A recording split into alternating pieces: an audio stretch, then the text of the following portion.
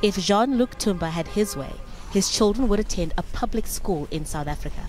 But they are refugees from war-torn Democratic Republic of Congo. They don't yet have permits to legally stay in South Africa. Home Affairs also refused to give us a permit. Why? Because my child is still young. They can't give him a document. But he needs to go to school. That's the problem. So for now, children of undocumented migrant workers attend refugee schools. But parents complain the quality of education is poor. Some schools are registered, but many aren't. We're worried about a group of children who we call separated children.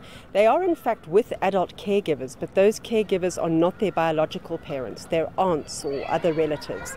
But unlike biological children, they're not included in the asylum claim that their caregivers make. Education officials say they are following orders. It is not the Department of Education that turns them away. It is because we follow a directive from the Department of Home Affairs. So it is important for the guardians or the parents of these children to come forward, identify themselves, vouch for these children so that they can be registered. South Africa recently tightened its immigration laws, and that's making undocumented refugees and asylum seekers nervous.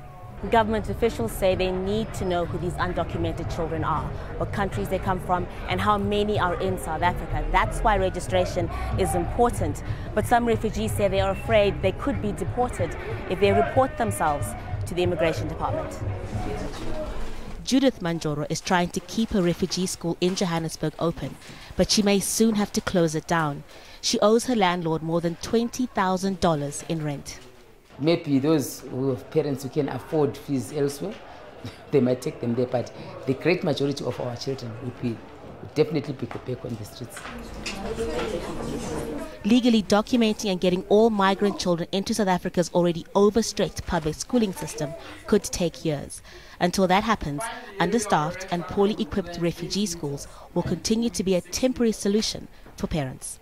Haru, Mutasa, Jazeera, Johannesburg.